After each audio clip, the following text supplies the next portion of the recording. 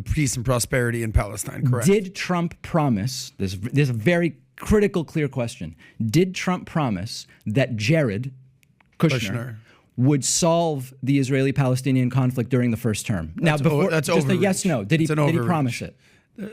I don't know if he promised it. What's going on, you guys? Today we have David Pakman completely tearing apart Patrick Bet-David. It seems like David Pakman is just speaking to a wall. Patrick Bet-David is brain dead as usual. But yeah, let's get into it. Opinion of the U.S. has dramatically improved since Biden replaced Trump. I think that matters. I'm not an isolationist, so I think it's important that other countries respect the office of the presidency. And under Trump, it was a joke. You know, literally laughed at the UN, goes to India, mispronounces 10 Indian names, and the crowd is just leaving. It was a humiliation everywhere he went. So I think that's it's like a soft thing that I think is really good. So the fact... Get ready for this guy to get triggered out of nowhere. That we're no longer feared is a good thing. I don't know where you're getting that we are no longer feared. So you think people fear Biden? What I'm asking you is what data do you have that we are no longer feared? Well, that's what data is not any data to give. I mean, then how do you know it is? Well, no, but during Biden is when Russia felt comfortable bullying Ukraine. During Biden is even if you look at Afghanistan on the way we left, people on the left were not happy by the way we left Afghanistan. Which people? Even 82 billion. I can give you a lot of different names. Like who? CIA. Who was a CIA guy that we had here who was on Philip Mudd with a Z? What's his name? Matt Zeller. Matt Zeller, CIA agent who was on MSNBC. He called him out. He was on MSNBC with. But that's one person, right? No, but there's a lot of them though. If I actually pull it up and if I do the Google search on it, I'll find plenty of names from their own side. Let's do it. That's fine. But I think one important thing to back up is you first kind of gave me what's not really a very fair question. You go, are you not worried that the U.S. is no longer feared? So you're saying they don't fear you? But hold on. Let me finish my response. Okay. Yeah. You first presented to me, and these are a lot of conversations go like this. You present to me, is it not a concern to me that the U.S. is no longer feared? And I said, well, where are you getting that? Where's the data? You go, there is no data. So let's first start with. What I said is it's not the fear. I didn't say there's no data. You can't pull data, meaning you can't find data on fear. He just straight up, just put words in David Pakman's mouth. David Pakman calls him out. Patrick Bet-David just looks like silly, and he's trying to go back, and now he's bringing up all these different things. Patrick Bet-David, I believe, actually suffers from dementia, from a form of it seems like he is just talking about random topics for no reason. You see David Pakman bringing up one thing, how the United States was respected, and here we have Patrick Bet-David completely going off the rails and bringing up a million different things now that may, in his mind, this is where the dementia part comes in. Patrick Bet-David, he may believe that those things are related to each other, but we're talking about one subject here. David Pakman's talking about one thing. What the hell is Patrick Bet-David talking about? Then how do you know that that's fear the case? is action? Fear is action. Did during Trump Russia attack Ukraine? No, that's not. Yeah. What happened with Palestine and Israel? What happened? What happened? They came together after 20-some years. What? What are you talking about when you say what? What are you talking about? Hold on. Well, he moved the capital to Jerusalem, is what you're saying. So let's. I don't know if there's been peace in the Middle East or anything like that. Has there been any progress on peace? Very limited. It wasn't the capital. Did moving the embassy? The embassy. Hold on correct, a second. Let me ask the question. Did moving the embassy from Tel Aviv to Jerusalem get us closer to peace, or did it get us further away?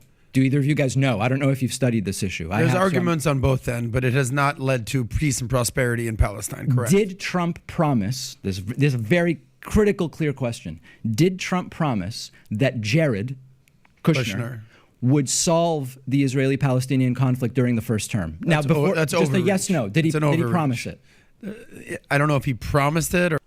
So right now you can see that Patrick Bet-David's brain is just sort of like short-circuiting at this point. He's going to bring up a completely different topic probably in the next 2 or 3 seconds. Or promises made, promises kept. He was assigned to that duty. And did it happen?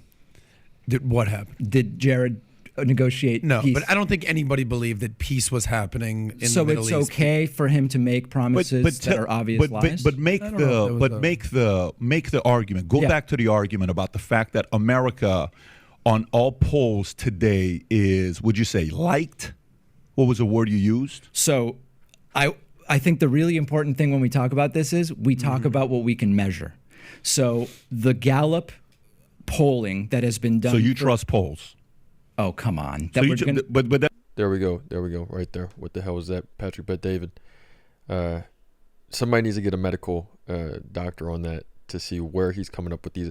Something hits him out of nowhere and he just throws these ideas. What's going on with this dude? that's where we're going, though. There are lots of because different... I trust certain polls too, but I'm saying, so you trust polls? If you say, do I trust a Rasmussen Republican primary poll 18 months before an election, I would say that's not very valuable. I don't think that's valuable. The Gallup public opinion sentiment poll that has been done over many, many presidents in the same way, I think that that's a pretty good poll just to give a sense of how the world feels about the American president. I have no reason to distrust that. There are other polls where I would have a specific reason to distrust. But we're kind of going like 10 tangents here. I think if we want to talk about... David Pakman is going to have to slip some anti-dementia medicine into Patrick Bet David's drink. Something's going to have to happen. Some intervention is going to have to happen. I think David Pakman is seeing that this interview is already going to go off the rails. It's not even a debate at this point. It's mostly just Patrick Bet David shouting different sentences that are not really coherent at this point. Am I upset that the U.S. isn't feared? Since you brought that question forward, the appropriate thing would be for you to give me the data. But no, go back to what you said. You said U.S. is what? You said you like the fact that U.S. is liked more today under Biden? No, I didn't use that term. What was the term you used, if you don't mind saying it again? On average, countries respect the U.S. more now that Biden is president. And you value that. I think it's important.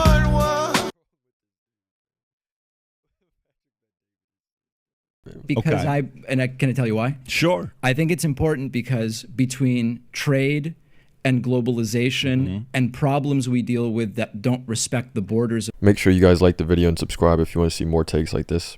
Countries, it's important to be, again, it's not about liked, it's not about, it's to be respected globally. I do think that actually matters. So why do you think they didn't like or respect Trump? Let's see what you're going to say with that. Why do you think? Tell me. The guy's a joke. He is? Yeah. Okay. Tell us why. And Biden's not a joke. Well, we can talk about Biden. Oh, because Biden's like the GOAT. No. There we go again, throwing out something. He's wanting to talk about two things at once. I don't know how he actually puts on a pair of pants, given that you have to do one thing at a time. Patrick Bet David is attempting to talk about two things at once inside of his brain. I'm not sure if that is a form of mental illness or what's going on, but he is going to attempt to do this as best as he can. It's the joke. No. Okay, so I'm critical tell us why he's a joke. But I think it's important to say, are we talking about Trump or are we talking about Biden? We can talk about both, identify but let's both. talk about them one at a time. Stay on Trump. Okay, Stay on Trump fair. when he says he's a joke. Tell us why you think he's a joke. Promises made that were not kept that he told us he was going to achieve for us. Let's look at some of them. I'm going to get rid of Obamacare and replace it with, his word, a beautiful replacement where everyone will have care and it's going to be affordable. Okay. Just flat out didn't happen. The one proposal that Republicans made would have led to 24 to 32 million people losing health care. I consider that a failure. I don't think Obamacare is perfect, but it's better than the thing Trump said he was going to bring us. That was just a failure. 2, build a wall across the entire U.S.-Mexico border, which Mexico is going to pay for. It's not even worth having a conversation. I mean, just a joke. Of course, completely didn't happen. Solve the Israeli-Palestinian conflict. No progress made. In fact, so as you can see, David Pakman just keeps on going on, and he is completely on a different level than Patrick Bet David. I'm not sure whose level Patrick Bet David is on. I would suggest that he brings the Costco guys onto his next debate. He may be able to have a better discussion then with someone of the same caliber. And and that's even giving Patrick Bet David still the benefit of the doubt. We can see that David Pakman is so far above and a different intellectual level at this point. So you guys, let me know what you think in the comments. Let me know how you guys are doing.